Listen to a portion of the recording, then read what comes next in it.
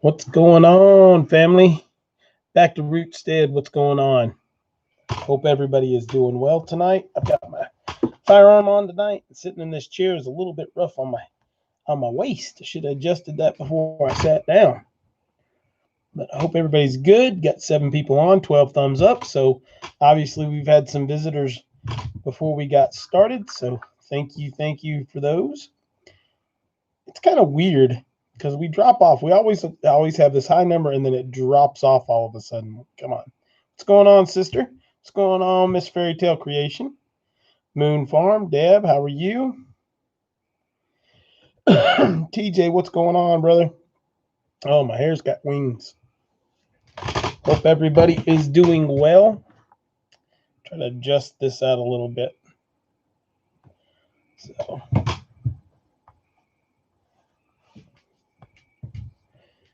we are going to talk about preparedness, personal preparedness, and somewhat about what you need to have on yourself in your basic go bag. We'll go through all that. Enrich Refuge, what's going on? We appreciate you being here. Hey, Cecilia, how are you? Oh, it's been a crazy day. We have a coyote that's been chasing a fawn around, and I can't get a shot on him. So it's kind of craziness. Got to get rid of him before he gets into the chickens and the goats. The Appreciate Tiny House, what's going on? So, Rosework, how are you? Natural North Carolina, how are you? So yeah, we've got to address him fairly quickly.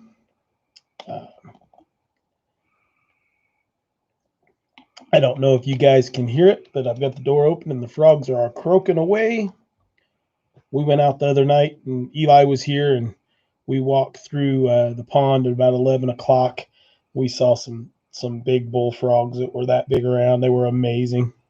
So bigger than a plate, bigger than a dinner plate, easily. Rolling Homestead with Wild Edibles and WI. What's going on? Simple Southern Roots, how are you? Everybody getting on here?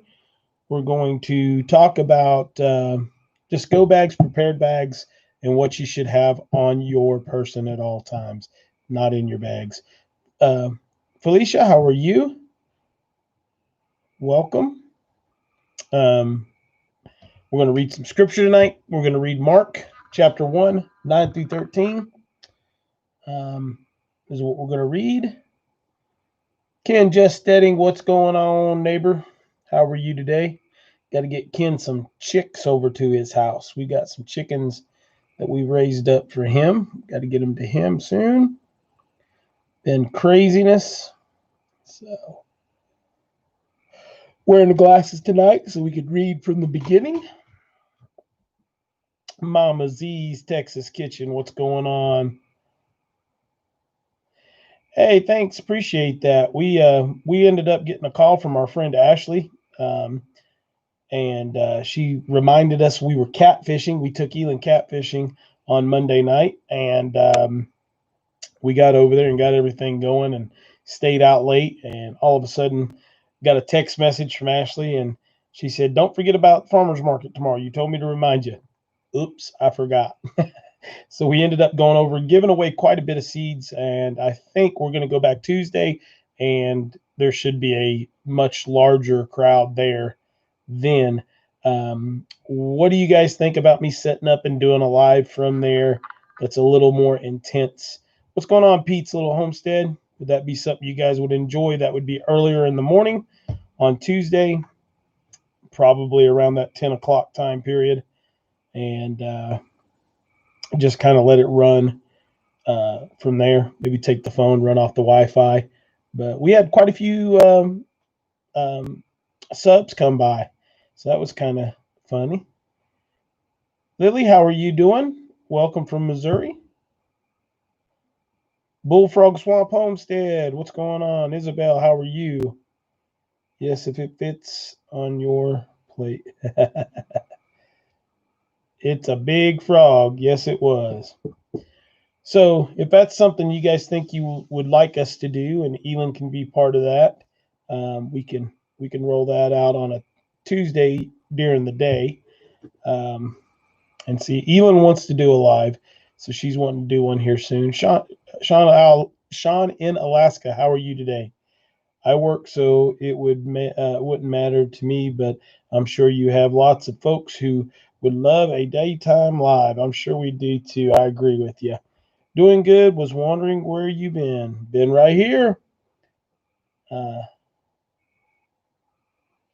We are here every Wednesday. We've been working on a huge project, and that project will be done tomorrow. Absolutely 100% done tomorrow. So that will get edited, because it does have to be edited. That video does, and we will be watching for a premiere. I'm not going to give you a date because I'm not sure, but I will make it after work hours. It won't go until 5:30 or so during the day, but we will launch that as a premiere at least 2 or 3 days early, and you guys will be able to see that and get that done. But I've got one more cut to do, and you guys will see what we have been working on so big. Yeah, we had the live go on Tuesday, and one video the week before. So I've got to get some stuff out. I've got some stuff for you members. Got people that are going to go out to you through the mail. So if you're a member and you have not sent me your address or PO box number, please send that to me so that I can get you your swag sent out to you. Pete, someone just said your potatoes were not a failure. The appreciate tiny little house. So, yeah. Please hit the thumbs up as you come in. Mims is on the ball tonight. So I hope you guys enjoy this one. We've actually done this discussion before, so I'm going to do a little bit of differences as we talk, and we're going to talk about your actual personal preparedness that you need to have, what you need to have going on and stuff. Lily, my garden has done horrible this year. I have one raised bed that's doing really good. I have some tomato plants up front that are. We've had so much rain. I've got 3 foot. That's why you've not seen a garden tour. I've got 3 foot of grass growing in 2 beds. My lettuce patch has done real well. The coyote chased a big deer and a baby through my fence in the paddock where I've done the little garden in the back. It ran through, and now it tore down like 7 or 8 of my big tomato plants, which I got them set back up. And my cucumbers haven't got the whole plant hasn't gotten bigger than 12 inches in diameter. My beans have yellowed because of all the rain. It's just been a really, really rough garden season this year. But I have an ace in the hole, and you guys will see that here in a little while. But Country Homestead Preacher, how are you tonight? My father put out a huge garden using seeds that I had, and probably real close to a 1/4 acre garden that is done wonderfully in a place where we usually don't do real good with the garden. And then my mom's garden looks really good. So I don't think the family's going to hurt anywhere. I've got an individual that I can buy some beans off of, so I'm going to buy 2 bushels of beans to put those up for sure. And but I've got another little ace in my hole, like I said, that you guys will see here soon, and we're going to see how that works up. Fairy Tale's got some phone issues. We had some bad storms last night, 7 inches of rain. That's not good. Yep, guys, don't forget about Baker Creek, Heirloom Seeds and RareSeeds.com. Go check them out. They are a wonderful, wonderful company, and I know y'all know that anyway. My son's not wanting to come home from Alaska now. That's not too bad of a thing, I guess. Alaska is a wonderful place. I've had the opportunity to visit it twice, and what I've seen of it has been amazing. Got little green gnats flying around in here where I left the door open earlier, so they're attracted to the light right now. So it's there. give it about another 2 minutes. We'll read some scripture, and then we'll get into tonight's discussion. I'm trying to see if anybody's on here that have asked a couple of questions. I've had a couple of questions on how YouTube works as a channel, and it's kind of funny because it goes in kind of little stages on people wanting to know stuff, and we've talked about it on here before. For example, one of the questions that I got the other day is, how do you get paid through YouTube, and how does that work? Once you hit 1,000 subscribers and 4,000 hours of viewing time, you then become monetized, and you get the little dollar sign that's at the bottom of your screen, where people can do super chats and stuff like that to you, super stickers, things of that nature, and give money directly to you. You then also have the green highlighted with the little eggs that you see on the side of their names.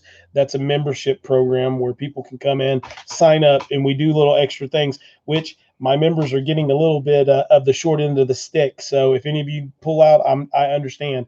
For some reason, I can't get them to go on too crazy right now. For some reason, they won't direct there. They're letting me put them up, and it says for members only, but for some reason, I don't think the members are seeing them. And then the other way is through the commercials that you see at the beginning, the little ads that will pop up at the bottom of the screen right here. And then at the end of the video, there's usually a commercial, is the way I have mine set up. And you receive anywhere from like 6 to 13 cents, depending on the ad and the length of time that someone watches that ad. And then you have to set up your parameters through your AdSense, and you have to make at least $100 with all of those combined, and then you get paid. Other question is how much do you usually make? Well, if you averaged it out, I probably make about $80 a month. Like this month, we did not get a check. We were at $77 for the month. So you don't make a lot of money on YouTube until you get over 100,000 subscribers, unless you really have a great following, which I do, and you have a lot of the super chats and the people that have joined your member status. So I appreciate all of you guys for that. If you've not subscribed to the channel, I ask you, if you can, jump down to the bottom and hit that subscribe button and hit the bell notification. And there's a whole series once this premiere comes out here within the next few days, which we've been talking about now for almost a month, or a little over a month now. And you guys will understand when it comes out, why it's not been finished. It'll all come full circle for you. So you guys will be able to see it. Narrowway Farms, welcome, welcome, welcome. I know you have been super busy. Kind of hard to get out of that heat, or you have to take that time off and get out of that heat. So you're working later and later and later. So I understand that. I need to fix my AdSense. Yeah, AdSense can be crazy. If you don't do it the right way at the beginning, you can set it up where you have to make $1,000 before they pay you, and that's not doing you any good. Chris, I watched your market video. I was like, oh, I need some of those seeds. Really was blown away. Karen, are you local? We will be there Tuesday. Even if you're within like 100 miles, it's worth coming in. It's a great little farmer's market too, and we're trying to do as much as we can to help the community grow that. We have a person that does fresh baked goods with breads and muffins and things like that. The lady that sets up right beside us, Angie, and I'll get her name. Maybe we'll do an interview with her Tuesday. Does dog treats and cat treats, and then she does specialty Russian coffees and teas and things of that nature for human consumption, and some little scarves and stuff for dogs. There's a lady there that says organic produce. There's another man that comes in, and he just has what comes from his little garden, and he's an older gentleman with a wealth of knowledge. He actually gave me some okra, and he tries to do everything as naturally as he can. There was a Head Start program there. There was a gentleman from the Rutan Club, and our Rutan Club locally makes fresh strawberry and apple butter, and they do it in the big vats and get them made up and then jar them and cook them and everything. There is an area where they set up for like junk sales, like a garage sale or a farmer's or not farmer's market, a flea market. There's a blacksmith there. that brings in his wares and goods and does custom order stuff.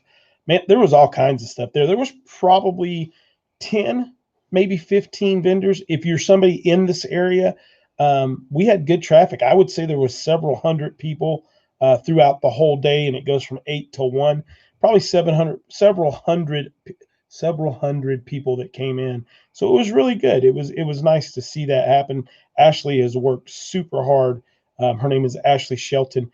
Has worked super hard on getting it set up and stuff. So yeah, it was a great time to do that.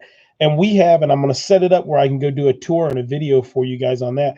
We have a community kitchen, which has completely certified through the state of Tennessee. It's got a bottling line to do your own, like if you want to do barbecue sauces or a sauce or your own relish or something like that. It's all certified. You can go in and do that. They have the kitchens to make it, then prepare it, then bottle it. They have big deep freeze coolers and stuff in there. Just amazing. So I'm going to try to get in and get a walkthrough on that. How close to Knoxville would love to come up and maybe sit by my handmade toys? Felicia, you are probably close to 2 hours, about an hour and 50 minutes to 2 hours, something of that nature, of where it's at. And the cool part about it is it's only $5 for the whole year to come in and do that. So it's pretty neat. You got a lot more interest. We had a lot of people from Virginia and North Carolina come through because it's right where it's at, and where it takes place is right on 26. And if you need any of this information, you can go on to UNICOI County. Actually has a Facebook page and a YouTube channel, and I'm not sure what either one of those are, but it's UNICOI Tennessee, and they have all the information on there on those. So I was just wondering what the drive from there to Charlotte would be. If I'm not mistaken, it's a couple of hours. I can't come on my phone; it'll mess up everything. But it's UNICOI Tennessee, naturally North Carolina. So you'd have to look that up. Just MapQuest it or something. So I appreciate Tiny House. Are you saying hi to me, or are you waving at someone else that just came in? I'm not sure. All right, let's read some scripture real quick, guys. Let's do this, and then we can get into subject matter. I chose scripture this weekend because I don't think the individual that we asked last week remembered to get that to us. So we are going to read Mark chapter 1, 9 through 13. And the reason, and usually I don't just read verse out of a chapter, I read the whole chapter, but I'm reading this because in Mark, you know how it works out, and it's broke down. And this is the baptism and testing of Jesus. So that is why I'm reading that section out of the Bible this week. So for you guys that are new or haven't been here a lot, bear with me as I read. I have severe dyslexia. I say that every week, but I have to let other people understand what they're hearing and not get scared off by it. All right, so here we go. All that time, Jesus came from Nazareth in Galilee and was baptized by John in the Jordan. Just as Jesus was coming up out of the water, he saw heaven being torn open and the Spirit descending on him like a dove. And a voice came from heaven, "You are my Son, whom I love. With you I am well pleased." At once the Spirit sent him out into the wilderness, and he was in the wilderness for 40 days, being tempted by Satan. He was with the wild animals, and angels attended him. Short and sweet. Now I'm going to explain to you why I read that. And the reason that I read Mark chapter 1, 9 through 13 is pretty simple. I read it because I think that is about as blunt as you can to let you understand that Jesus was tempted. Jesus was sent here in the form of man. Yes, he was the Son of God, but he was sent here with the same trials and tribulations that we have. We, the Best Friend channel, how are you? Wolfie Nation, how are you?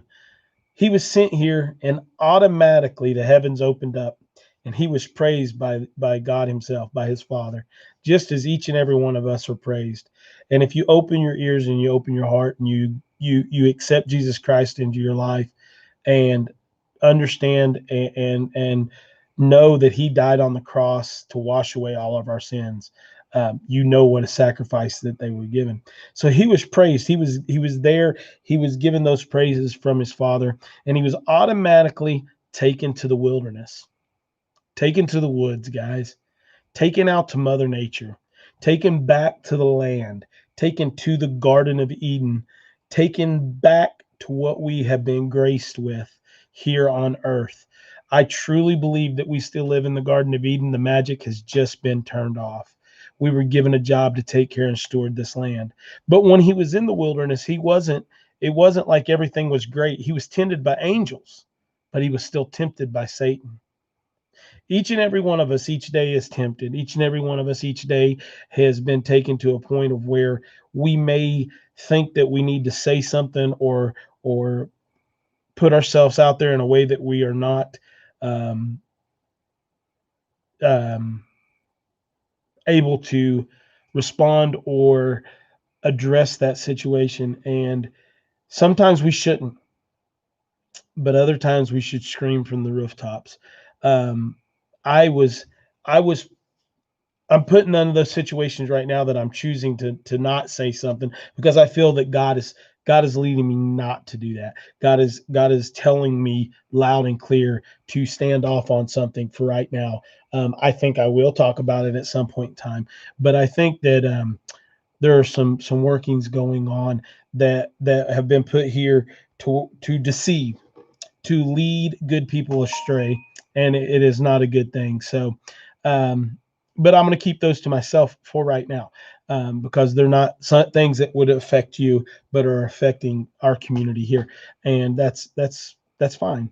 But I just wanted to read that to let you understand that the first place that Jesus was taken once he got baptized was to the wilderness, back to the land, back to what God gave us and tasked us to do, and that was to be good stewards of the land.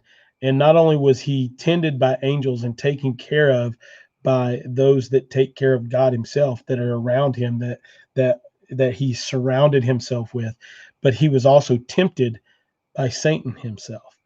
So just keep that in mind when you're having a rough day, that you always have angels, even if the devil's poking at you in the back. So um, thank you for listening to that. No matter what you think or what you have, that's where I'm at. So let's see what we've got over here. Some people have come in. Um, Banana Grandma. I can never get your first part right. Hello and welcome. Thank you for coming in. Good to see you here. Sunny Prep, how are you? Oh no, didn't you hear? Don Lemon lets us know that Jesus wasn't perfect while he was on earth.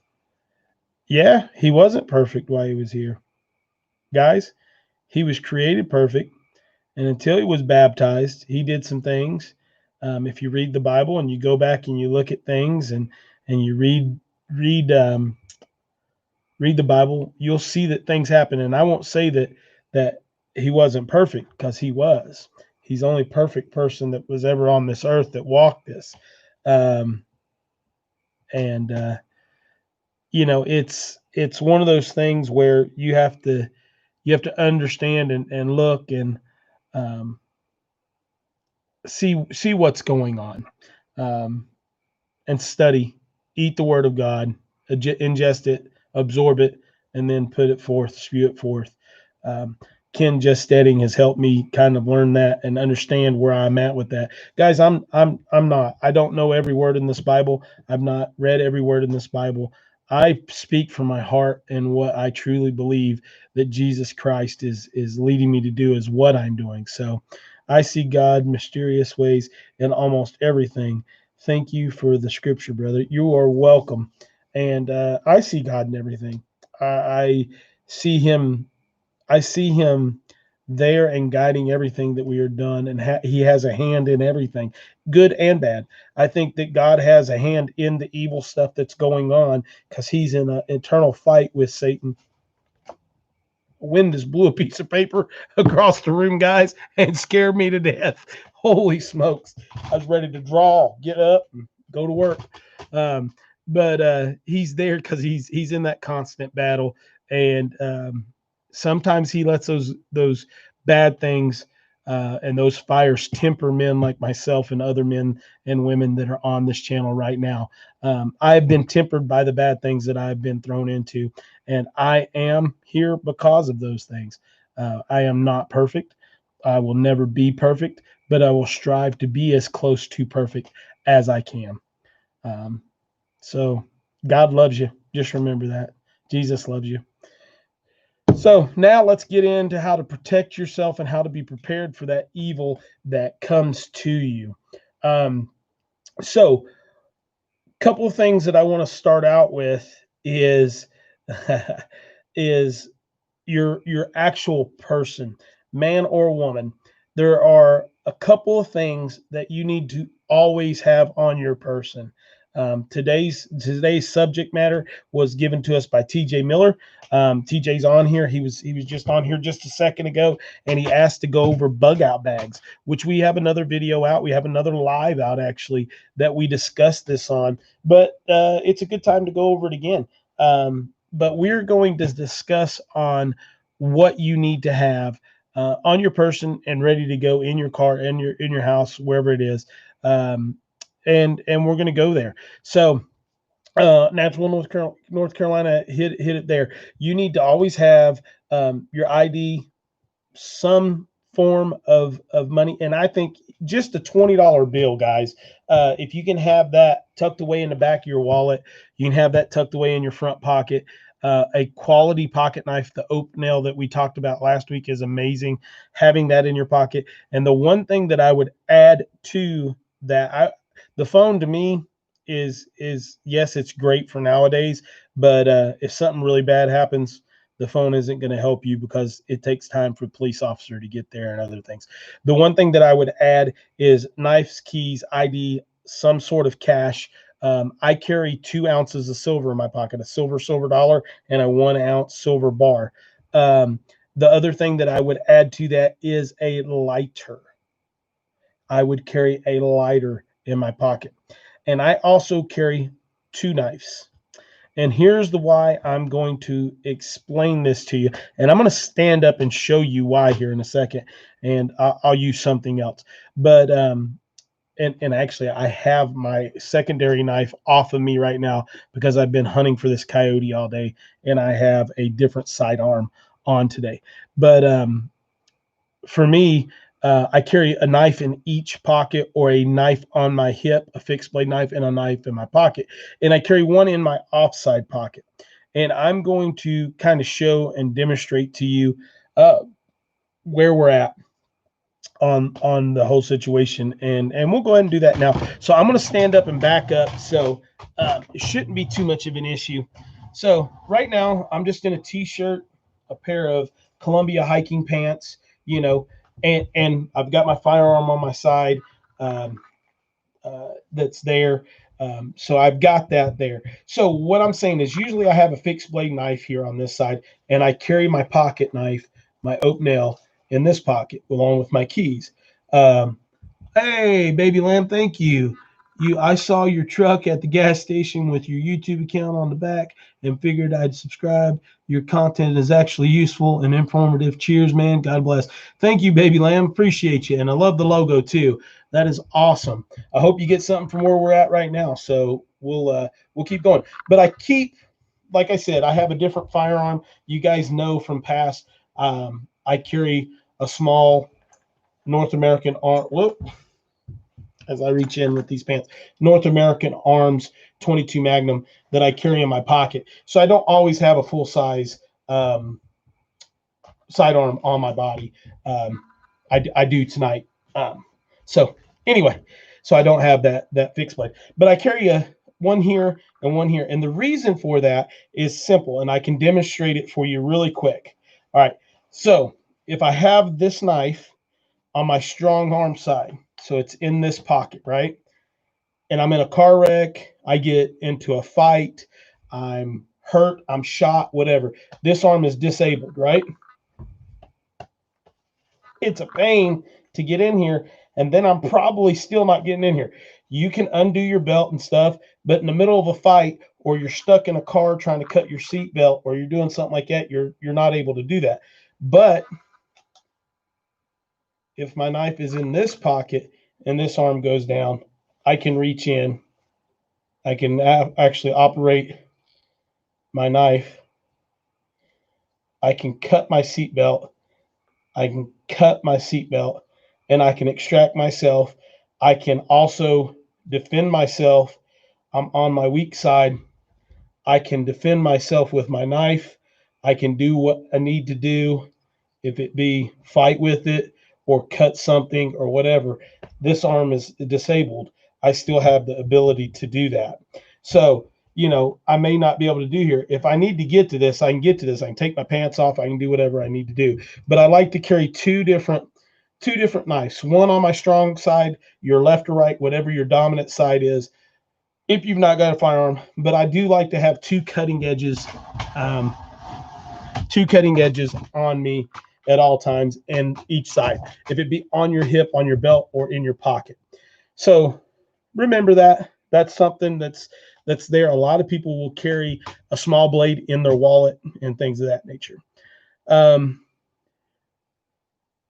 Yeah, always, you guys, whenever you're training, and here's the thing, and I've said this about a lot of stuff, and I say this to a lot of law enforcement when I'm teaching law enforcement, is, hey, Bonnie, how are you? When you are training, you need to train for a worst case scenario.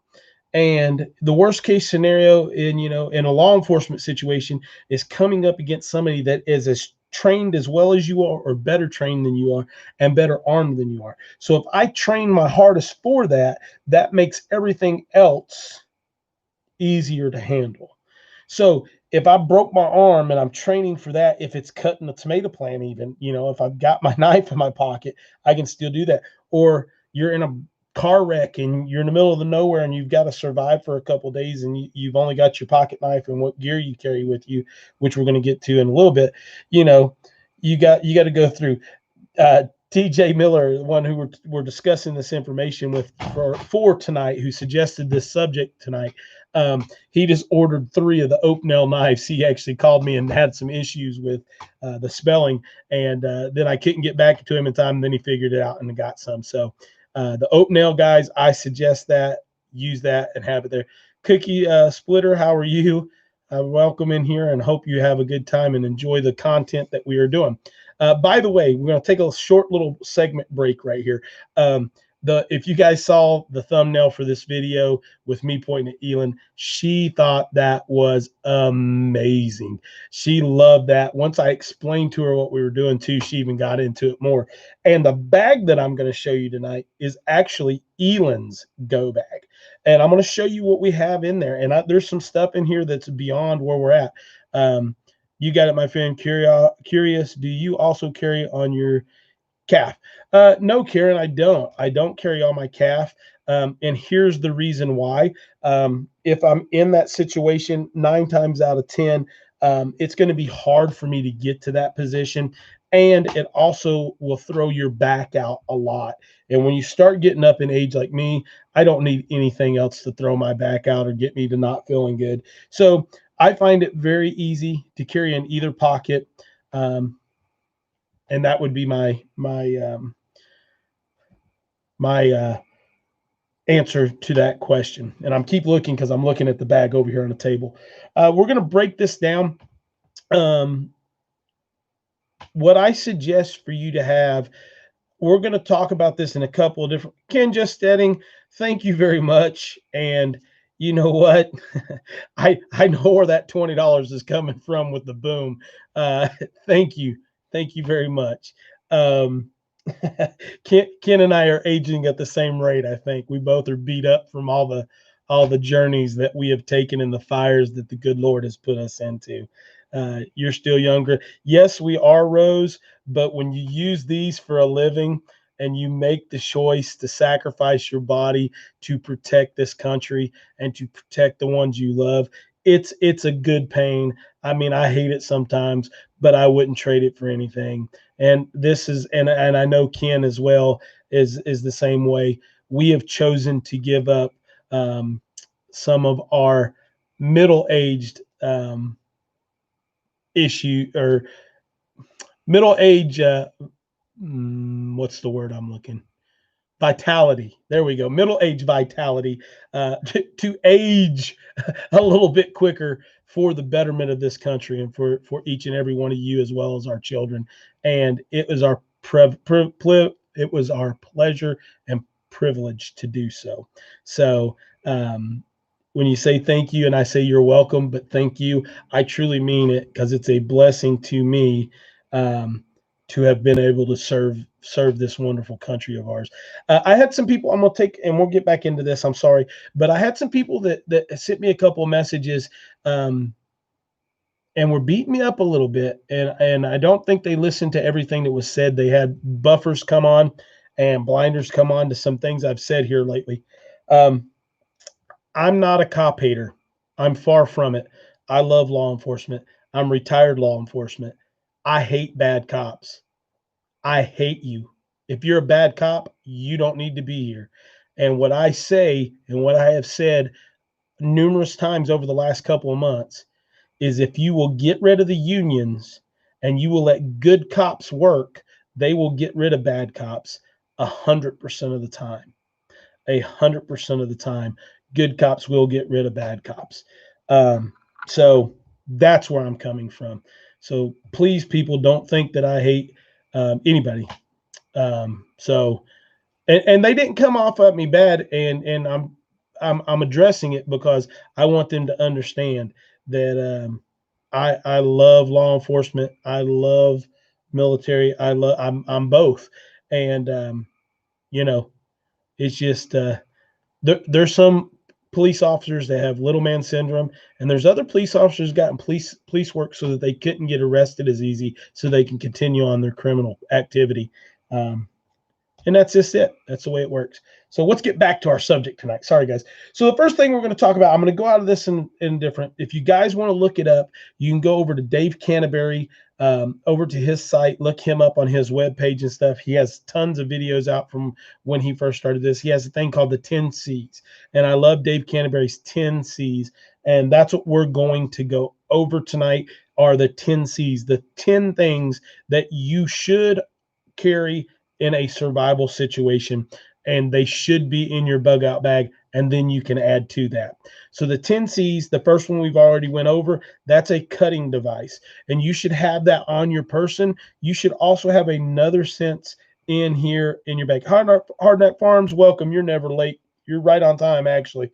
So another cutting tool in your bag. Now remember, this is ELYN Max's bag, so we're going to go through that. And even for a child,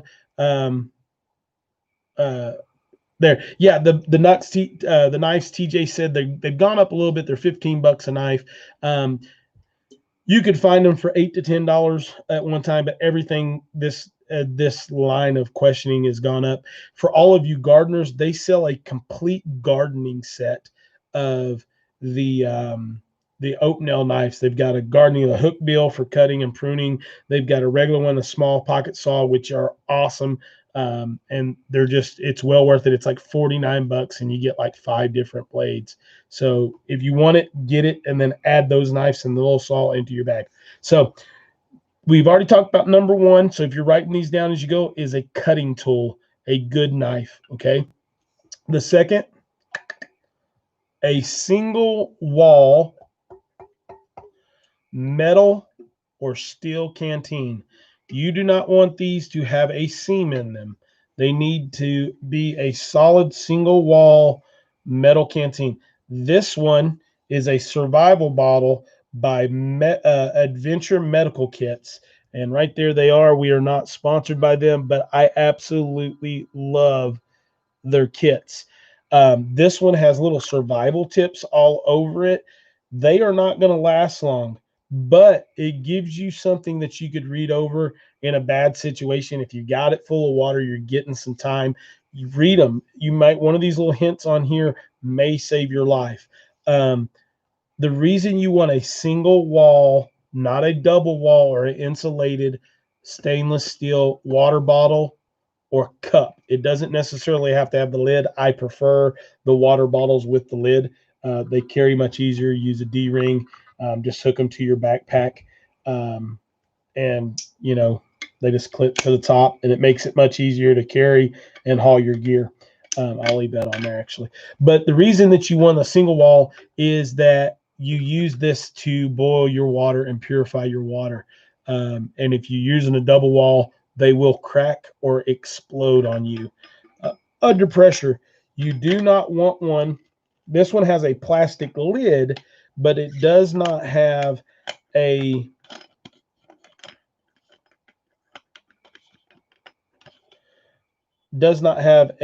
plastic insert. The plastic insert will melt when you're boiling water. Just set a rock over it. It'll keep the dust out, whatever.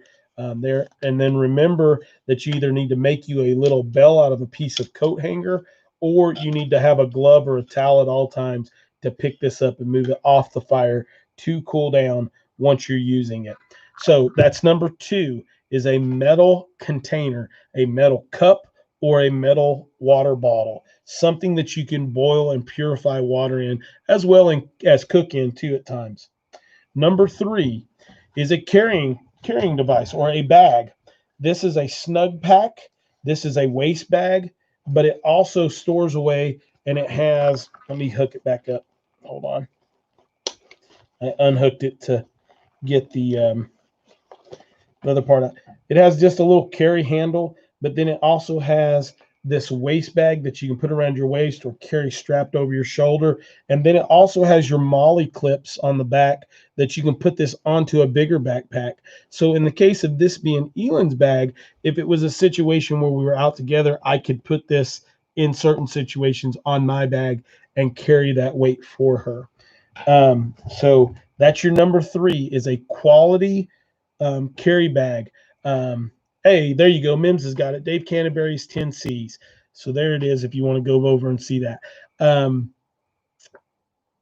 Maxpedition Snug Pack 511. Older 511 gear is really, really good. Tactical Tailor is really good. Guys, don't skimp on buying this stuff. These 10 pieces, spend good money and buy good quality gear. These bottles, you can buy them with a little kit. They come with a little survival kit and stuff, and you can use some of the stuff in the survival kit. These are only like 12 or 13 bucks. Buying quality doesn't mean that you have to spend lots of money. The oak nail knives, you can buy an oak nail knife folding blade for like $15. If you want to buy a good fixed blade knife that's going to last you a while, Condor has 2 bush tools. Condor knives have 2 bush tools that run in the $20 to $30 range, and they're great knives. Now, I suggest you buy as good of a knife as you can possibly buy, and we're there. All right, so next, candling device. So you need to have some type of light. So with ELYN, I chose to give her a headlamp. She can put it around her waist. With her, she can get that all the way around her waist, on her head. She can carry it in her hand. She can wrap it around her wrist. Whatever it is, I chose to give her a headlamp. You can use a candle, whatever you would like to do. So number 4 is a candling device. All right. Number 5, and you're going to see multiples of some of these in this bag as we go through, is combustion. I need to have some sort of way to make a fire. Okay. Flint and steel, magnesium rods, ferrocerium rods, bow drills, all those are sources of fire, and it's good to go. I will tell you my favorite way to start a fire is called Bic lighters. So having a good Bic lighter in your backpack, a good lighter, 2 lighters and matches are great, because when you're in a survival situation, I won't say a survival situation, because you're not in a survival situation unless you have bullets coming around your head. You are in a self-reliant situation in most cases. So here is a big one. Keep your lighter in there. So combustion is number 5. So we've got knives, metal containers, a carry bag, a kindling device, and combustion. That's 5. Okay. Oh, drop that out of here. Oh, and I lost my hat. Okay. Number 6, a compass. Me and ELYN are going to start working on this year. She's going to learn how to do some navigational abilities, basic stuff, and go through that. I suggest buying a Silva compass. They're not super expensive, $20 or less. You can get into them for a couple hundred, but $20 or less. You go in, you buy it, you learn how to use it. It's a great skill. It's a great homeschooling class. It's great to get your kids out. You can teach math. You can teach gritting, self-awareness, self-reliance, the whole 9 yards. This one little tool can provide you with a full month worth of educational homeschooling on every front: math, reading, uh, physical education, the whole 9 yards, just from this one little device. So a good compass is key. This little bag actually has another little compass that's just a little someplace on here. Little compass that goes like on your zipper that's on the outside. So we're going to take the other stuff that's in here extra, and I'm going to set it off to the side. So that was number 6, correct? Okay. So now I got to keep figuring out what we have in here. All right. I think we have something else in here. I'm not going to unwrap everything. All right. So this bag, I have 2 different things. The next C is going to be your cover. So some type of shelter covering device. You can use a space blanket, one of the little Mylar bags. They work great. The Adventure Medical Company sells a 12 mil Mylar survival blanket that's super expensive. I carry it in my main bag of mine, and it's great. This little one, they're not that durable, but they work great. So it's a great one. So a Mylar bag. But we also carry a second form of cover, and this is a large 55-gallon trash bag, not cut, not anything. If you take a 55-gallon trash bag and you set it out full length, you can make a tube tent out of it with a couple of stakes, fill it full of leaves and debris and stuff of that nature. Make sure you're not throwing snakes in there in the winter, and you can have it almost like a cold weather sleeping bag. So very, very effective way, especially for smaller kids, and teach them not to tie it around their head, but where they slide themselves into it and keep the top opening. It provides a lot of good stuff. So I really, really like the heavy, heavy, heavy duty construction 55-gallon. You can find them sometime in 60 and 75-gallon drum. Like, they're huge, but they're huge. I'm not going to unfold this, but that bag's huge. Well, you can see the difference. And I know this one's not professionally wrapped. So the next one is cover. So that would be your next one. Let's see where we're at here after this. I'm trying to pick and choose. Here is ELYN's knife that she carries in her bag. She also has an oak nail. This is the number, I think this is a 4 or a 5 that I bought her. No, this is the number 6. So let me show you my knife. This one is the number 7 or 8. This is a number 8, and this is a number 6. You can see the difference. This one's about 1 inch longer, but ELYN has the same one. Hers is in teal because that's her favorite color, and it's got a little leather thong on the back, but it's the same Same knife. It locks out to a lock blade. So there's her little knife that we actually have in her little bag. She does have hers. This is another homeschool class that you can teach lots of stuff. If you'll take the opportunity that you can take like simple cutting and using of a knife, you can turn that into every aspect of a homeschool class. How do you spell? How do you spell Oaknell? It's a different language. We're going with a different word. So how do you spell Oaknell? Where does Oaknell come from? Where does the word orient from? What does it mean? How did it get here? What did the company start with? How do you use the knife? How do you safely use the knife? How do you take and process an animal? How do you skin and gut a fish? I mean, there's a million different things that you can use out of here. Home economics type of stuff where you're actually learning and doing stuff physically. So that's her knife. That wasn't what we were supposed to be in that one, but that's where we were. All right, now that's there. I think we're at number 6. I'm trying to take out her stuff. Here's the next one. It's kind of extras, and then you'll see why in a minute. So number 7 is cordage. So paracord is the one you'll hear everybody talk about. Paracord or 550 cord is a cord that has 8 strands of string inside of it. I also like 118-pound catfish line. These are great. It actually comes in, and when you unravel it, it has 2 or 3 pieces together. I leave it on the spool.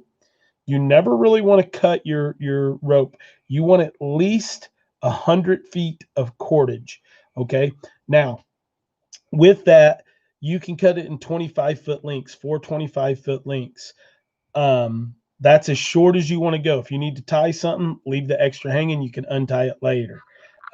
So there's the cordage. You also have the tube that it comes on. You'd be amazed using that to blow a fire and things of that nature. I also take a small piece of PVC. Once again, being able to blow a fire to fruition, get it hot. Oxygen makes it go hotter. With some duct tape around it. Duct tape can be used to cordage, repair shoes, repair clothing, make fletchings, traps, the whole 9 yards. I use that and I stick it in the middle. That's kind of an extra thing, jumping ahead of the game. So is that number 8? Let's see. 1, 2, 3, 4, 5, 6, 7, 8. Yes, that's number 8 is cordage.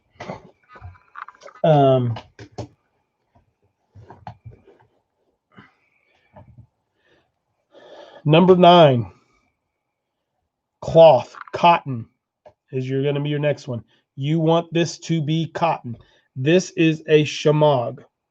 Okay, a shamag is the headdress that the Middle Eastern Afghanis wear a keef, and a keef is made more of silk than cotton, but you want one that's made out of cotton.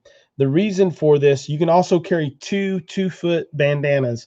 If you're going to carry bandanas, they work just the same way as this does. This can work as a cover, like for ELYN, she can double this up and have warmth from it. You can wear it as clothes. Whenever I go hiking and camping, I carry one of these, and if I need to jump in the creek and take a bath or get changed, I tie it around my waist like a sarong, and I change my clothes, and I don't have to be showing everybody what I'm working with, and it's good. But the cotton, you can cut little pieces off of, find a container, use your metal container that you have, and you can make char cloth for starting fires and stuff.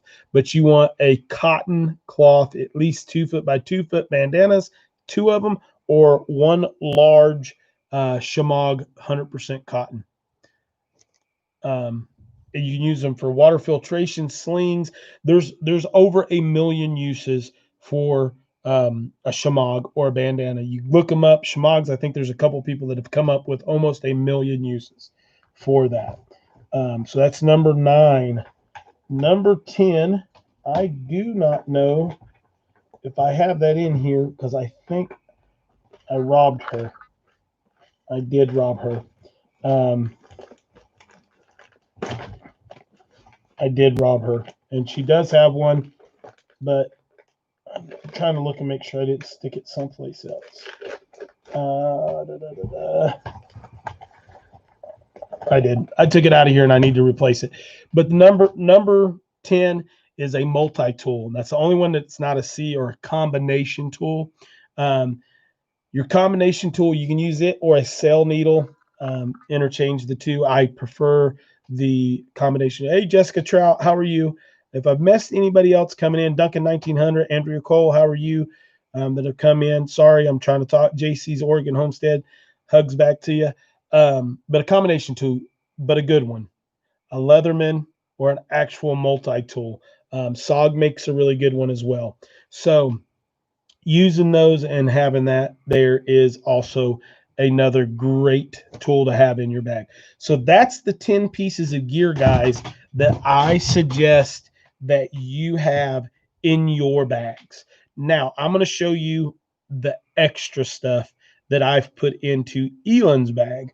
Now, remember, ELYN is not going to be able to perform as many things as we are. So some things we need to make easier for her. So for a chance, she has a way to start a fire, but does she do it successfully? That's the question. So I know she's got a bottle she could fill up with water, right? Okay. So what do we do to get from water bottle to ingestion without getting sick if we can't have a fire? This is called the Frontier Pro, and this one is by Aquamarine Frontier Pro water straw.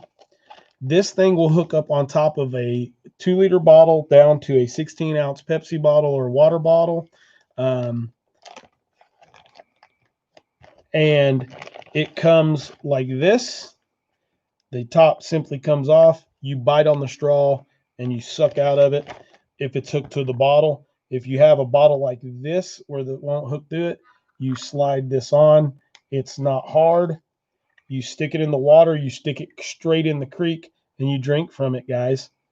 It's got a charcoal filtration system on it, and it comes with extra.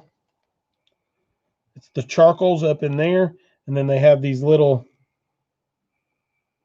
cotton filters for sediment and other larger things. And then it comes with several cotton filters that go on the bottom. So this is about 20 bucks. Buy one for every bag in the house.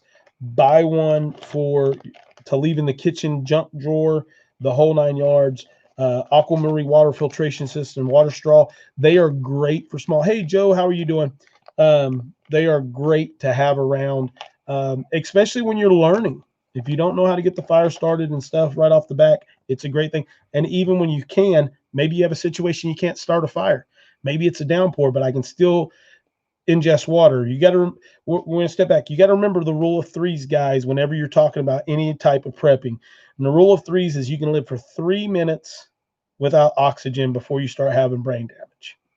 You can live for 3 days without water before you can die. You can live for 3 weeks without food before you have major issues and start to die.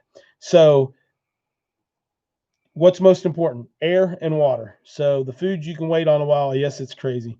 TSB makes a great sling bag. Yeah, TSP does make a great sling bag cheap.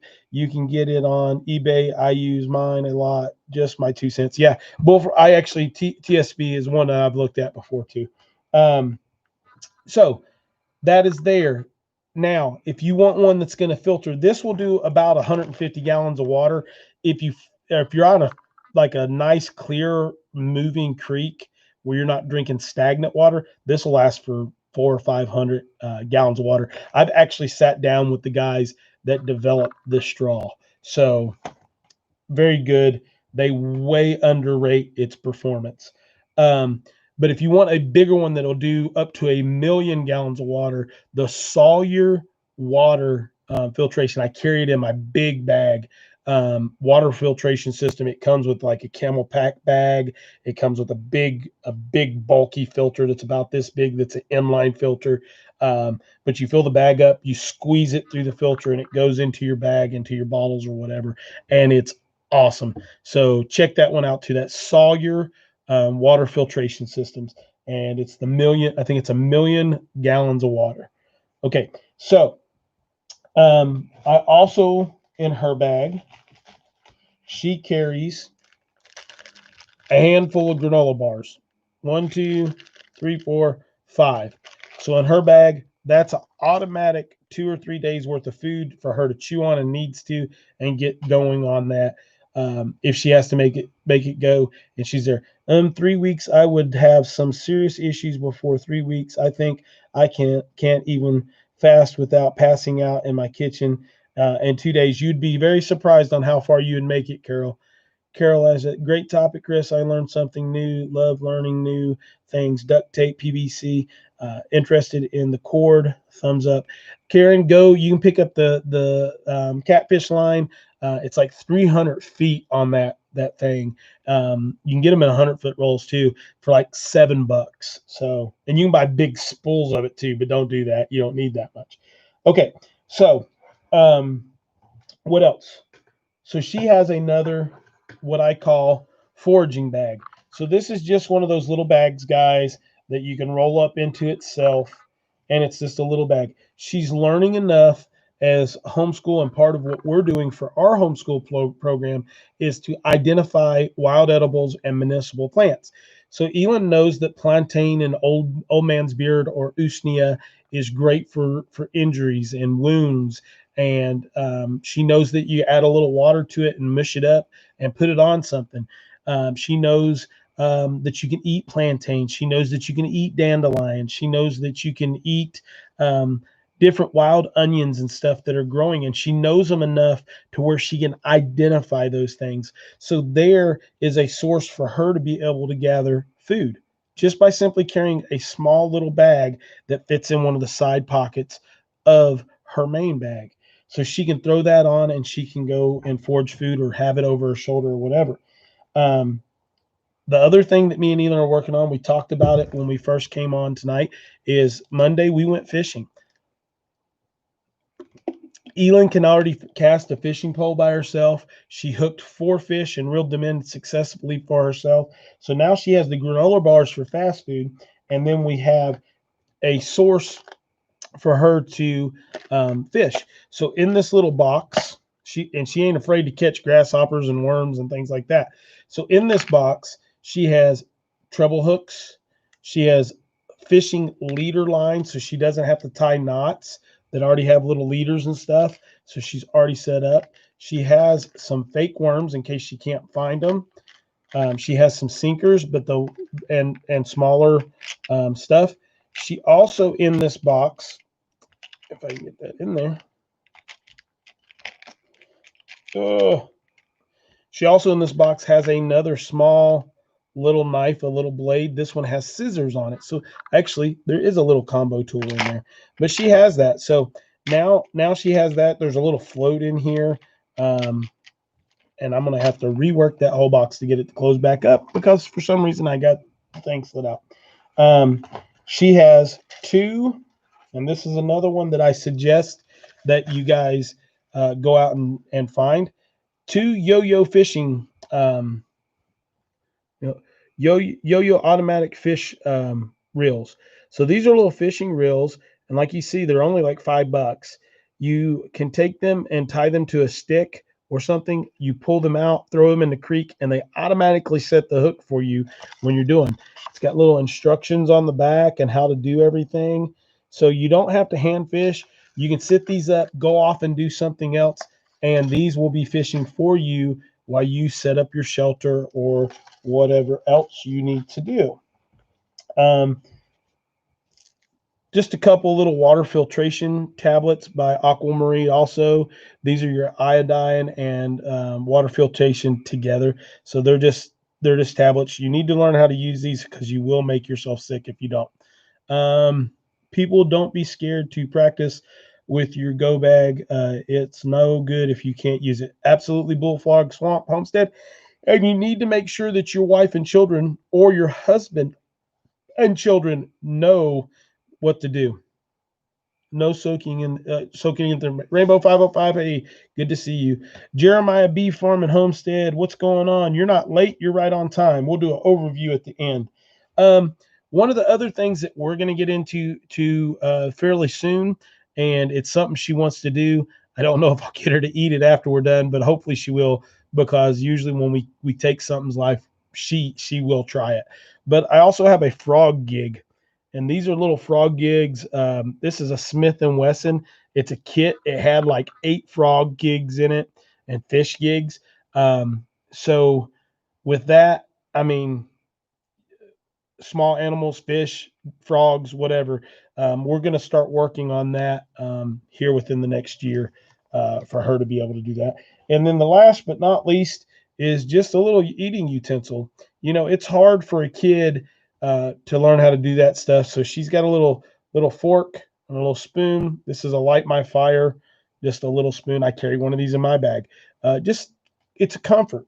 And actually, that is not the last. We have 2 more things. Entertainment.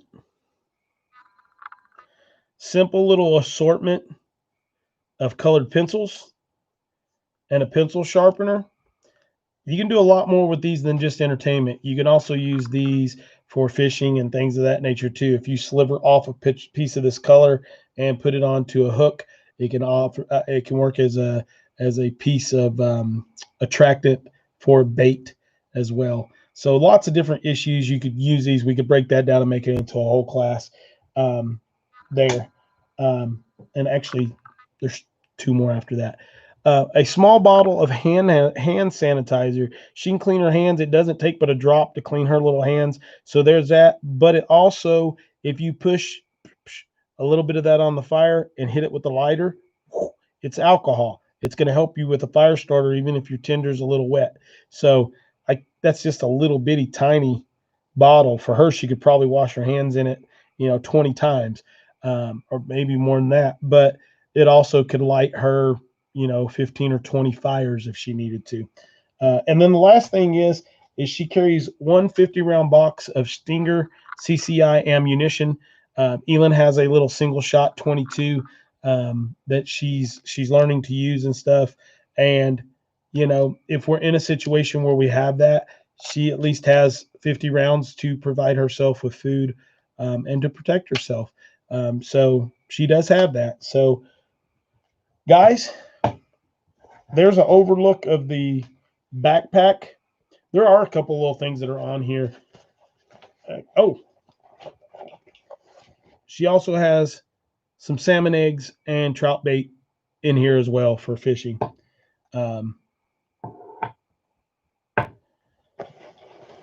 Writing pencils and pads.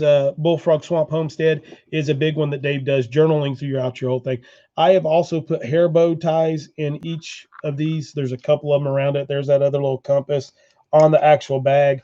But you can see how much space is actually in this little bag when you go. And this is the snug pack. The response pack is what this is called. So that bag would work for everybody, anybody that's on here. I mean, and there was still a little bit more room. I could squeeze in some other little stuff in there. But to me, that there is the essentials. The 10 C's are what we suggest.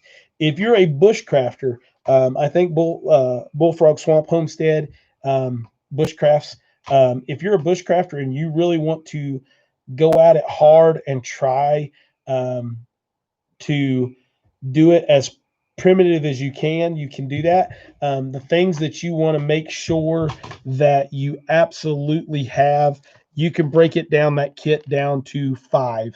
And that would be your carry bag, possibles bag, some sort of cover, be a canvas tarp or whatever, your cloth, your cutting tool, and your water, your container. Those 5 things you can survive off of too, because everything else you have, you can actually make. You can actually make your blade too, but you have to have some skills to do that. So I hope that helped. TJ, if you're still in here, let me let me know if that helped you out with what you were looking for. Sunny Prep, yeah, you can use the sharpening parts of it for tinder and stuff. You got to remember most pencils are covered with a wax, so they will burn for a little bit.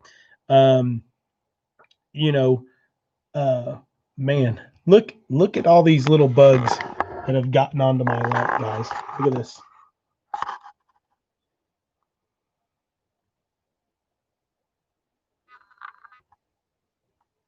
Look at that. The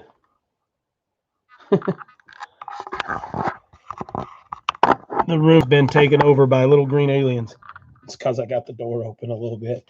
But anyway, that's where it is. Ask some questions now, guys. Let's see what we got here. If there's anything else that you do. Now, guys, these are the classes that I teach. And I do travel and teach these, and I do plan on getting back into that here a lot more so in the next month or two. I've actually got one set of classes set up for an individual next month that's called me and asked me to do some firearms training and stuff that I will do. But this stuff, the bushcraft and traditional skills class, and the ability to use all of this gear takes practice. You need to get out and work with it, and it's fun when you have somebody that's done it a lot, because it makes it fun, and it's not as hard. But I don't do survival classes. People ask me all the time, I'll take their family on a survival class. I don't. I do a self-reliance class. Um, I don't want you to be out and starve to death, because then you'll never want to try to do it again. What I do like to do is take a minimal amount of stuff that will put you through and you'll be fine and happy. But also I like to be able to fish and trap in those seasons and things of that nature. My favorite class to teach is a winter class. So if that's something that anybody would be interested in, you're good. Baby lamb, when you're talking about your basic kit, this right here basically is going to be your first aid kit. This cloth, and that's some of the big uses for it: slings, bandages, things of that nature, tying, compression, doing that nature. That's it. I mean, when you start talking about putting together your bug out kit, when you start putting in full medical kits, when you start putting that in, that's where this knowledge goes into place. Knowing how to use it, knowing how to dress properly. You'd be surprised on how much medical care you can give yourself without a medical kit. And that's the key to doing all this. Let's see. I always throw a couple of band-aids and mole's hair or moleskin in my bags too, but that's usually just me. And then in my big bag, not in your bug out bag, but in a bigger bag, like a week bag, I'll throw a medical kit in. I really will do that. Let's see, bullfront. Yes, sir. I am a bushcrafter. Great video, Chris. I just hope everyone will practice. Train. Yep. This is where your survival toolbox is. This is where your 10 C's need to start, is in your cranium, the best C that you have. If you have the knowledge, you can create a cutting blade, you can create clothing, you can create shoes, you can do that. That's why if they would have ever let Naked and Afraid go the way that it needed to, that could have been the best survival show on the market. It's because you can do everything that we just showed you, just heightens that ability for you to be able to achieve your goals better. But if you have the right tools in here, then you're great. I want to get with someone to write a book at some point in time. I have a great idea for a book that I want to write, but I know I don't have the ability to write it. I have the ability to tell the story, and for someone else to put it in there for me. So I would love to get with somebody to do that at some point in time, but it's all about survival. And everybody talks about the mind of survival. And I think there's something even more important than the mind, and that's the heart of survival. If you have the heart to survive, it doesn't matter your skills. You will figure it out. Your human instinct will let you prevail. I hope all are never in need. Yeah, I hope you're never in need, but have fun learning how to do it. You can use cider resin, pine resin for fire. Yep, you can use that for fire starter. You can use chaga for fire starter, as well as municipal purposes and teas. Um, Understandable, efficient. Okay. Yes, could not think of that name. What have to tell my hubby not to spray or yank it out near? Okay, I'm missing something. Great info, Chris. World without rules of law. Thank you. I'm a writer. Still want to interview. Yes, we still Sunny Prep. You're on my list. I promise you, you're on my list. That show, man. It's a show that I think. Why did I just watch that? Yeah, exactly. Yes, I am, and yes, it did. Good, good. Um, Chris, I have done a considerable amount of writing. Would love to help you write your book. Cool. World Without Rule of Law. That's awesome. Sunny Prep is actually going to interview me too, World of Law. I like to do a whole thing with everything. I'm going to do the cookbook on my own, but a story like that, I think, is going to take someone with a better sense of and better grammatical deal. Anybody that's ever texted with me will understand that greatly. TJ, good. I'm glad this answered where it was. I hope everybody else did. We've got good retention tonight at 44 and 58 people that have been on. That's great. Thank you everybody for your super chats and stuff too. Thank you for my moderators. We're not ending right now, but I just want to thank everybody that's in blue and green, especially for moderating and making sure. I've not seen any troll issues, but um, it's there. That was great. Should you carry a smaller go bag in your car truck? Yes, your basic go bag should stay with you everywhere. I'm going to tell you guys a couple of stories here in a second. Your basic go bag should stay with you everywhere, but then you should have your car bag, and in your car bag you don't want to carry perishable stuff. Um, so keep that in mind there. And then you need to have a larger bag. You need to have a 3-day to a 7-day bag that's set up in case you and your family have to leave your home for an extended period of time. If each person in your family has their go bag with a little bit of snacks and stuff in them and water filtration, like if you carry one of these, which is an extra, if everybody has one of those, you can go for a long time just out of your go bags or your bug out bags. But if you have a 3-day pack to a 7-day pack that's set up, that's just one big pack that whoever the strongest person in your house throws on, you don't want it to be a great deal heavier. You just want it to carry. That's where you're going to carry an extra set of clothes. If it's wintertime, carrying winter clothes in there. If it's summertime, carrying summer clothes in there. You're going to carry 3 to 7 days worth of food in there, preferably in dehydrated or lightweight stuff. No canned foods and stuff like that. Ramen noodles, things of that nature that are light, easy to carry and stuff. Carry a half a pack of gallon and a half a pack of pint sandwich bags. You'd be amazed on how many things you can do with those. But you want to have them that way. So let's see. We were talking about eating the weeds, Chris, like purslane goes against the fiber of my hubby and lead. Yeah, you can't get people. We were having this conversation at the farmer's market the other day that what everybody calls weeds is actually very good for you and God gave us to eat. So World Without Rules Law is awesome, Chris. He's a writer and a poet. Awesome. I got to get over and check you out and look at some of that stuff. That's cool. I got all of you guys. I will steal everybody's knowledge and skills. In fiction, those minus fiction novel, dehydrated, lots of food to have on the go. Yep. We need to melt chocolate.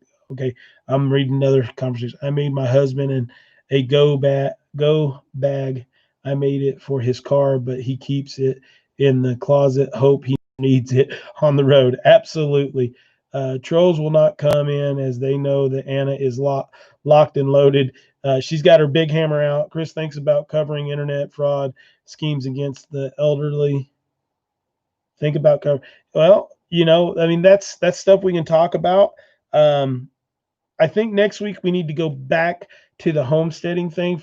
We've gotten off a little bit here lately, so let's do that now before I forget, because if I don't, I will. So let's grab Bullfrog Swamp Homestead. Would you like to pick out our subject for next week? Any subject you'd like to prefer? It could be anything you guys want to do it, but preferably back to something that relates to the homestead. It could be off the wall. Bullfrog. Sub. And then let's see.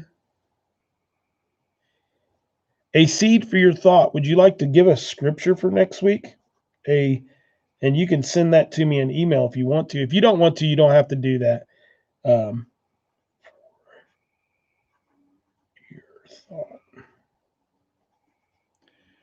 If you guys want to do that, that would be great. If either one of you don't want to do that, let me know. A good thing to keep in your bag is a bag of sea salt, also a small fishing kit. We went over the fishing kit. The sea salt is there. What you want to understand too in your go bag, guys, your go bag is things that you're going to need at your workplace or where you're traveling to. Your go bag is your essential items, those 10 items that I said. When you start adding too much more stuff to this, now you're getting into a 3-day bag. And that's where people get themselves in trouble and they end up with a 20 to 30 pound go bag. And you don't need that, guys. You really don't need that in your go bag. You can keep that other stuff in your cars. So now, with that being said, if someone will watch for Bullfrog, for Bullfrog Swamp Homestead and a seed for thought, if they respond to my questions there a second ago, please let me know or take a note of it and let me know here in a minute. So I'm going to need ibuprofen in my go bag. Hell, you got to adjust small things to each individual person. I'm the same way. I carry certain things in there as well. Okay. Singing at home, all my favorite subjects. Hello, everyone. The Cajun Homesteader, good to go. So here's a quick story. Two quick stories that I'm going to tell you about. One of the individuals that they found in the surrounding area after 9/11, when the trade centers fell and the other buildings fell, a lot of people don't realize how many buildings actually fell and had issues where people were trapped. But one of the survivors that actually made it 3 or 4 days out was an individual bodybuilder of all things, and he was actually at that point to where he didn't even realize he had a go bag. But what he did have that he was carrying everywhere with him was his large lunch box.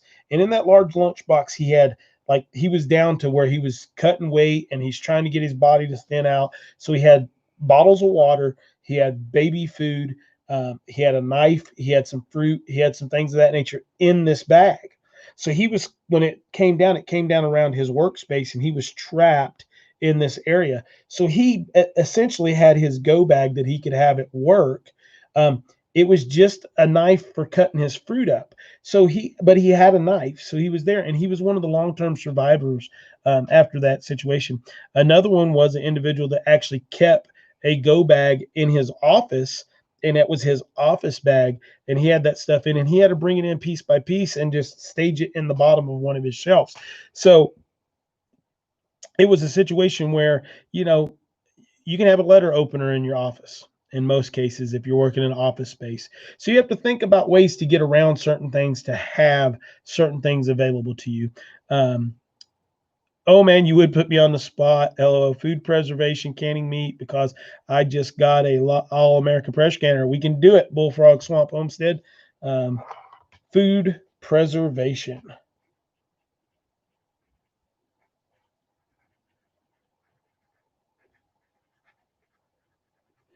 All right, gotcha. So, and there was another individual that did that and also got to the point of where they're there. The key to a go bag is to have it with you everywhere you go. That's why it's called a go bag. Having a 3-day bag or a 7-day bag or a family bag is something that you have staged someplace to get to. One of the other things that I'll hit on that's in this same thing that a lot of you will not think about, even for you that are preppers, that are individuals that do this stuff on a regular basis and train. And I want you guys to be honest with me. I know Fairy Tale Creation preps. I know that Mims's Garden preps. I know, if I'm not mistaken, Duncan 1900 does some prepping. Bullfrog Swamp Homestead, I'll take a bet that you do some prepping. TJ's probably doing some prepping. Most everybody on here in some way or manner does some prepping. So here's something I'm going to tell you guys that you need to do. Okay. I want you to, yeah, um, what I want you guys to do is I want you, oh, Sunny Prep, obviously Sunny Prep, North Star Prep Steaders probably have me out in the background here someplace too. What I want you to do is I want you to take, and go find you, and you can get them at Walmart now. I want you to go buy 3 of the 50 caliber ammo cans, guys. They're the green metal cans, are about 12, 13 inches long by 8 inches wide by 8 inches tall. They've got a little handle on them. And I want you to go buy 3 of those. And I want you to build 3 kits with the 10 pieces of items that we just talked about. Okay. They need to be those things in here. Need to take and get those items into that kit. Then I want you to add, now these are the things that I want you to add. These are things that are going to go, that are going to be above and beyond. I tightened my belt back up when I got up to show everybody what I carry on myself. And now it's cutting into my waist. Sorry, guys. So what I want you to do is I want you to grab 3 of those ammo cans. I want you to put these. Now you can go a little bit cheaper. I would suggest not. Try to buy as good a gear as you can on these. Put those 10 pieces of gear that we talked about in each one of those containers. Then I want you to try to come up with a couple ounces of silver, preferably in junk silver, dimes, quarters, half dollars, silver dollars, about $10 worth of silver, and dump those into those cans in rolls or a baggie or something like that. I want you to then put a couple of things, if you have firearms of your most, if you carry a 9mm all the time, try to put a box of 9mm in there. If you know you have a 22 with you most of the time, put a box of 22 in there. And what you're going to do is you're going to make these boxes up. Okay. You can make them up, duct tape them up, whatever you want to do. And then I want you to look on like where you're at on your house and think about the areas that you're in most of the time, and think about the rule of threes again. A triangle has a point of 3. And I want you to think about where your home is and where you're at. So if your mother and father live way out in the county or way out someplace, or your best friend does, I want you to take one of those 50 cal cans over there and say, hey, can I just leave this at your house? This is what it's got in it. If I get into a bad situation and stuff really goes bad, I want to at least know that I have this stuff that's available to me. If I have to leave my house and I can't grab my go bag, I don't have everything that I need. I want to take this stuff and I want to leave one at that best friend's house. Then I want to come down here and I want to leave one at this location. I'm not telling you to go bury them in the ground. You can do that, but you have a chance of them getting lost. But a 50 cal ammo can isn't a lot of space to take up at a friend's house, in an apartment, or anywhere. But what this allows you to do is to have the basic things that you need to survive in different areas, just in case something happens. So, for instance, you're visiting your mother or your father or whatever, and stuff. Let's say worst case scenario, the world goes to crap in a handbasket and we're all fighting. At least you have extra ammo. At least you have some hard cash asset and silver. I don't like gold. Silver always works better. Bullets are a good way to use for monetary value, but you never want to give someone bullets that can take your stuff away. So you have that stuff set up. You have your basic gear that you need. Now, even if you got out with your backpack and you had all your stuff with you, now you have a full kit of stuff that you can break down and use for barter, trade, to help someone out, to do the things that you need to do. So doing 3 of those cans and have them set in a triangle around your home, any way that you happen to have to get away, you have that ability to have that stuff available to you. And a lot of people don't think about that. Let's see. Oh, cool. My ammo cans have ammo. I'll have to get more. Yep. Having 3 of them in there. I have a lot of cans, but they have freedom pills in them. Cajun Homesteader, I need some 9mm freedom pills. We've been searching like crazy, and I've got plenty to do me, but I need more. You can't find them. I actually found 2 packages of 50 at a buddy's of mine the other day. Yes, I know he's a lot better than me. LO, he could teach me a lot. Thus, I'm here. Missed that. I don't know if that's the truth, but I try real hard if that comment was meant to me. Wish we all had Jason Bourne's prep, but in gold and silver. Yeah, well, thing is that you don't need a lot to get yourself out. Like I said, one of the things that I carry, guys, and I'm going to show you this stuff, guys, because this has got me out of a hard spot more than once. So this is a Morgan silver dollar, 1921. And my father gave me this when I turned 18 years old and told me, son, if you keep that with you, you'll never be broke. All right. Now I'm going to tell you about 3 stories off that coin. That coin has gotten me a flat tire fixed. That coin has gotten me fuel. That coin has gotten me a lot of stuff. And recently, I forgot my wallet and everything at the house. Coming back from my mom and dad's house, my car is on dead empty. I stopped into a store that I knew the individuals that worked there, and I said, hey, I need $10 worth of gas. I'll be back tomorrow to pay you. I have a silver $1 coin. I don't want you to spend it. My father gave this to me. Can you hold this until the morning and I'll come back? Yes. I've used that 100 times. I've used that coin to get flat tires fixed and stuff. I also carry a 1-ounce silver bar. This is just an old Christmas. I think it's a Christmas with a lady on it or something. 1987 coin or bar, silver bar, 1-ounce silver bar. And I carry those. Silver weight on them, that's probably, I don't know, what is silver, $18 right now. So 30 some dollars worth of cash. But I carry it in my pocket because it's there. If you get to the point where you can put up enough silver, then start buying small fractional gold, grams, 1 to 10 gram pieces. Good night, Ken. Just steading. You have a good one. So silver and gold are, man, I got to shut this door because I'm getting tore up. Let me see something here. That is closed. I don't know where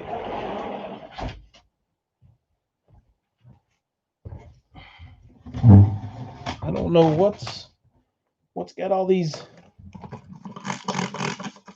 Put a little moisture on them. Maybe they'll go down. I don't know. I'm not going to be able to sit in here much longer if those guys keep coming out. But silver and gold are good to have on hand. Silver is the way that I think you should go. So anyway, it's good. Let me see if I've missed anybody else. Proverbs. Okay, there we go. Proverbs 3 comes to mind at the time. Single dad homesteading. Proverbs 3. Proverbs 3. Got it. Thank you very much. A seed for thought. All right, so ask me some more questions, guys. Ask me some stuff, and then we'll get out of here. Where do you buy silver? You can buy silver from, good Lord, if you wouldn't have just asked, Amex, AMEX is where I buy mine. You can buy that. You can buy that straight from them. You can go to your banks. A lot of times, if you go to your banks, you can buy $50 silver rolls, and you got to buy a couple $100 of them, and then go through them and find it, and then take them back. Look on Craigslist. A lot of times, you'll find people that have old coins that they want to sell. You'll pay a little bit more for them, but if you're not buying a ton of them, you're buying them to put up in case of bad situation. They predict that if something really bad happens, gold will go to 400 times face value, and the silver will go to about 250 times face value. Find a local coin shop. Yep. You can buy junk silver and stuff has no value to them other than the weight. Go to I buy gold place, cash for gold type thing. You can go to them, and also, man, you guys don't. I'm really getting eat up with these bugs. It's like driving me nuts. The cash for gold places you can buy them from. You just got to go and talk to them. Some jewelry stores sell it. Yep. Yeah, lots of places you can go. Atmex Silver, right there you go. Mims's Garden is on it tonight, as always. So yeah, those are some of the best things you can go. Is there any more, Cecilia? Good night. Any more questions that you guys want to ask?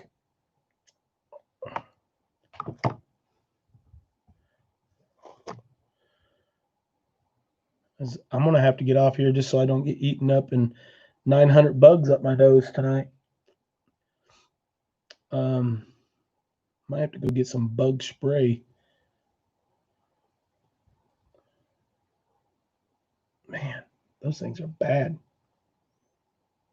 Craziness. Do you think you could take Jason from Big Bear? I think ELYN could. Jason's a big teddy bear. Robin's the one you got to worry about.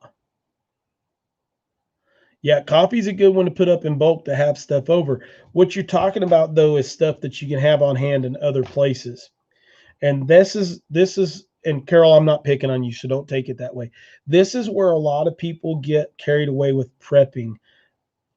Prepping is something you have to start off as here is where it starts. Every piece of knowledge that you can put in here is where your prepping starts. Then your prepping goes on to your physical person. What's in your pockets, what's on your belt, what's in your in meat grasp and what you have in a going everyday situation. Then you go to your go bags and your sidearm and things of that nature. Then you go to your 3-day bag or your 7-day bag, and then you go to your preps. Their preps are your home, your bug out location. Where are you going to go? And that's where most people get very, very mistaken in what they're doing. It's because they try to prep too much in a bag, thinking that they're going to carry everything with them.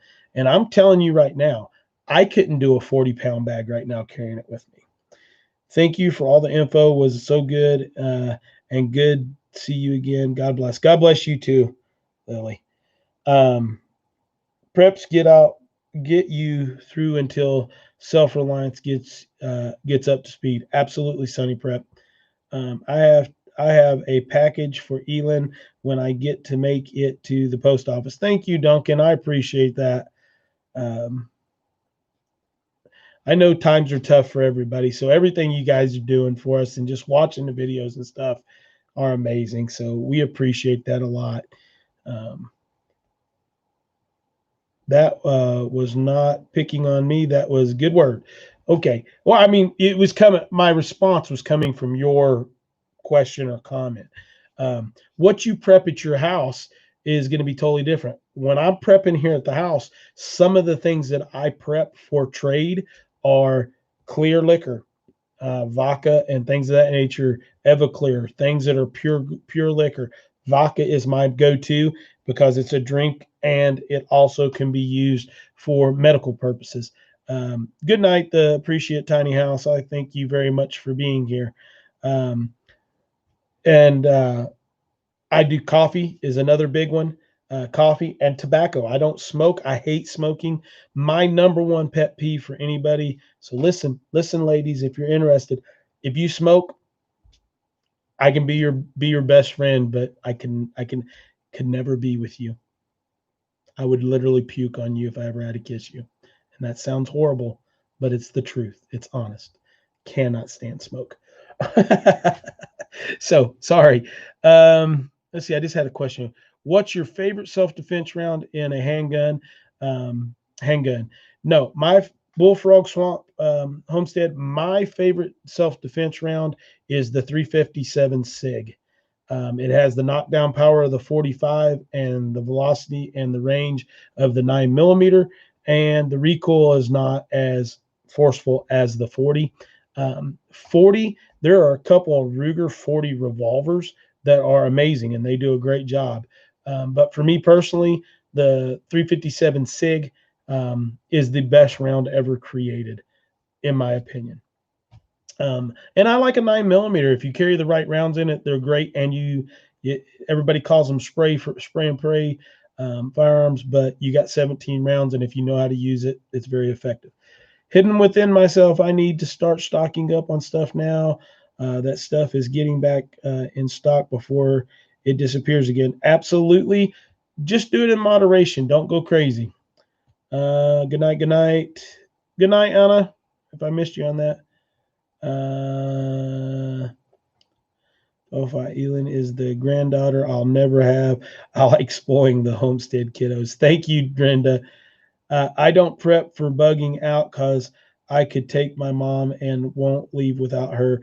I'll do bug out bags once she's gone if it's not too late. The porpoise, yeah, and in that situation, I'm a bug in type person as well, but I do have bags ready in case I'm someplace else, or like I have to go to Florida soon to pick up that truck. See you, Mims. So that's where it's at. We are a hurricane state and hunkering down and having coffee for, yeah, yep, having cleanup afterward. Hey guys, know if all y'all remember me from the shindig. Emma Webster, I do remember you. Hey, and how are you doing?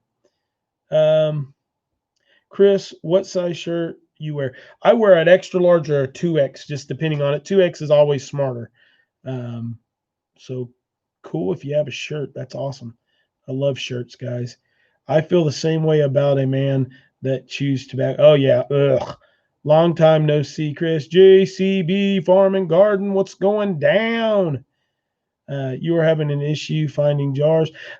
Tractor Supply has good jars, and you can also find them at some of your bargain hunts and stuff too. You can order them online, Sharon, but man, they're so stinking expensive. Our local grocery stores actually kept them in, and the Dollar General is another good place to look too, Sharon. Another really good place to look because a lot of people don't realize they carry canning stuff. The Dollar General. Florida is a hotbed right now. I know, hidden within myself. Lucky part is where it's at is very rural, and you don't have to drive through any big towns to get there. And if we do it, it's 9 hours away, and our goal is to go, grab, and run. We're not going to be there more than the time it takes to put the tags on the car. And we're going to stop en route at a car wash and wash off the pine needles because it's got about that much on them. But we may have to wait. Royal King, yes. I heard somebody tell the other day Royal King had jars too. Try ordering from a company called Royal King. Yep. Good night, Brenda. Somebody said good night, Brenda. You might get stopped going into the state. Someone going in will stop. They stopped everyone. Yeah, I may wait a couple weeks to go. We're just gonna have to see what's going on. Carol, are they locking everything down there?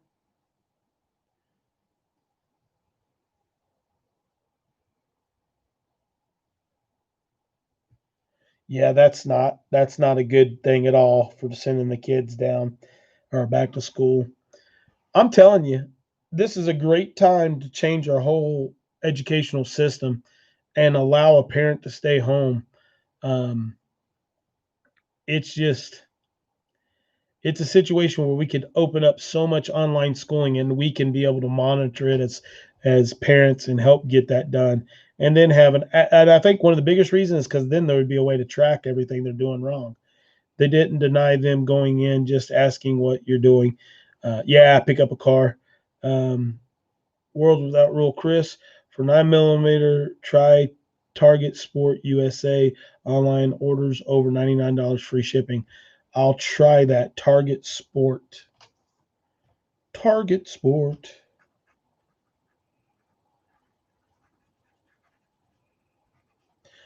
Thank you. I doubt it's a total lockdown. They just opened this. Yeah, exactly. Oh shoot. I will put my ears out to see what is up, what part's going through Panama. Yeah, I'm going up by Panama City is where it'll be. Not, it's like in between. It's Carabel, Florida. JEC and me. Hey, it's Emma Webster. I'm just on my other account. Yep, I know who you are. You're the artist, if I'm not mistaken. Um, What's your favorite blade? I know the military guys use their beloved Benchmade. Actually, Bullfrog Swamp Homestead, it is not. My favorite pocket blade is the Oak Nail. I've talked about it quite a bit. And my favorite I have a couple of really nice blades that I like, but my favorite blade for carrying as a fixed blade is a Habelis Bush tool. Habelis Bush tools are amazing. They're custom knives. They're about 200 and something bucks. I actually have one of their big knives. It's a machete sitting here. I'll show you.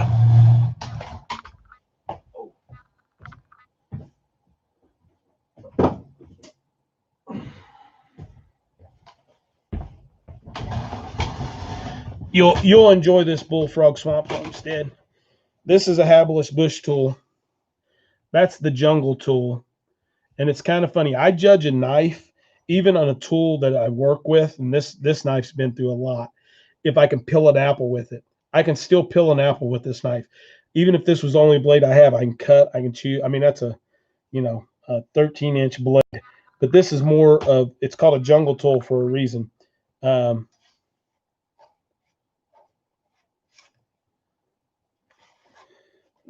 know. And then this is a magnetic leather sheath that a friend of mine made me. So, but I carry that a lot when I'm out bushcrafting. Regal Tea in the house. That's not a knife. This is a knife. I love it. Regal Tea is my buddy. Kyle, tell Regal Tea congratulations. He just had one of the most beautiful daughters. I'm one of those people that most babies are not pretty. That child is absolutely, all children are beautiful, but when they're first born, they're usually not that pretty. But Regal T, I'm glad his wife is a beautiful woman because he has a beautiful daughter and she did not get her looks from her daddy. So Sharon, are you keeping your eye on around September, November? I missed part of that, Sharon. You'll have to let me know about that. Carol Bell is there. Da, da, da, da. That's not a knife. This is a knife. Da, da, da, da, da, da, da, da. Congrats. Yeah. Yeah, check them out. Blind Horse Knives is another one. Baby does not look like you. Baby looks like her mama. ELYN is doing wonderful, JEC and me.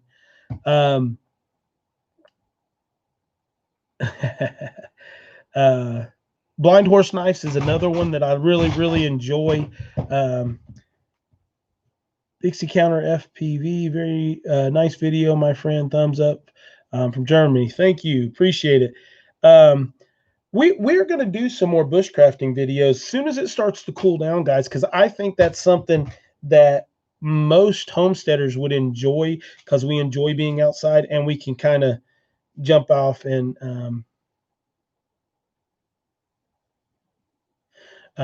be able to jump off and go do those. Yeah, I do think that I think it's here now. Seed for thought and for sharing. I think we're in the midst of it right now. I will, Emma. I think we're in the midst of the craziness right now, and you're welcome, TJ. But I think it's one of those situations where people are underestimating some stuff. I would not have told you a year ago that I thought we would be here in my lifetime, and I think we're dead in the center of everything. I don't think the world is ever going to be the same. I think we are changed forever. I think everything that we know constitutionally, I think everything we know law-wise and all that good stuff have changed. We still have the opportunity to keep it and make it into a better place, but it also has the opportunity to fall if good people like us don't stand up and do the right thing. Yep, it's more likely a cajillion dollars a week. Mims car, okay. And see you later, Jay. See you, Emma. Good night. So yeah, we if you guys haven't seen, JENC and me is actually one of the older homesteading community channels that's out there, and he's now let his children take over the channel. And Emma is a phenomenal artist, and so is her brother, and they do a great job. So go over there and check them out. They have another channel as well, and he still does homesteading and off-grid stuff.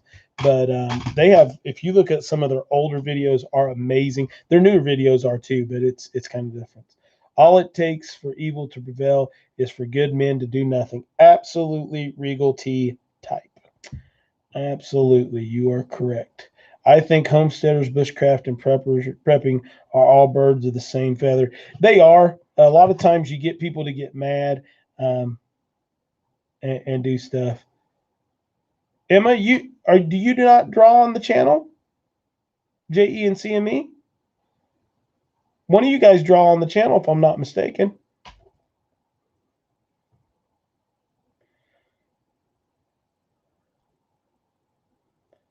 Anyway, we'll figure it out.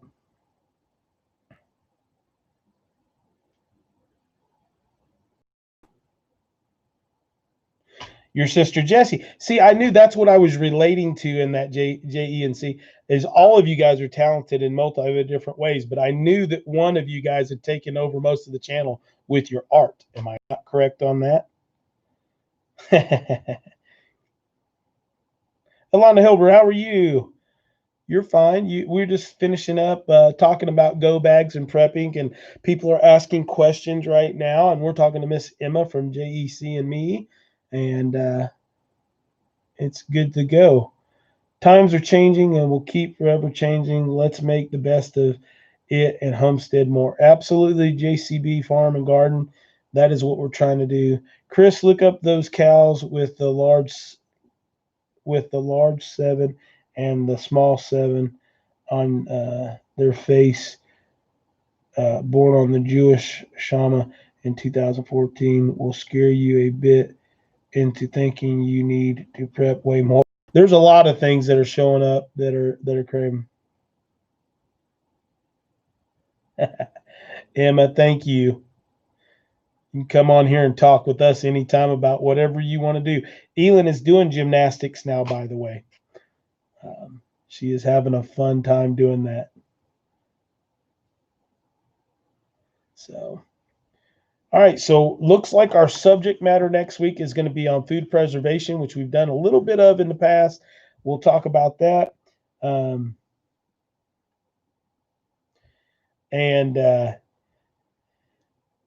then we've got our scripture already. We're going to be reading Proverbs chapter 3, and we're going to be enjoying that stuff. Be on the lookout for the notification for the premiere. I am finishing up tomorrow. It will probably, because I do not edit, it will probably take me a day to edit this video because it will need editing, because I think I have about 5 hours worth of video and you guys don't want to watch that. Can you do a video of what she can do? JENC, I'm not really wanting to do that. The school really doesn't want us to videotape in there, but she's learning pretty quick. She's having fun with it. So we'll see what we can do. Yeah, we'll talk about dehydrating and stuff. If everyone loved thy neighbor, we would have no problems. I love y'all. Absolutely. Bullfrog Swamp Homestead. If everyone would be true Christians and do what they're supposed to, don't worry about what other people are doing, and understand that all you have to do is live your life as the best you and strive to be as perfect as you can and live in the word of God. You will be fine. Bob Davis, I have loved watching your content. Thanks for doing what you do. Thanks, Bob. I appreciate you watching. But we are going to call it here. We've been on for 2 hours. Thank you to all my moderators. If you're not subbed, please go do that for me. Hit that bell. And for all of my members, thank you for being here, all you eggheads. We really appreciate it. And as all Sheeper Acres, I saw you on there earlier. I meant to say hello earlier, so hello. With that being said, God bless. Live with what God gives you, and we're out of here. Love y'all.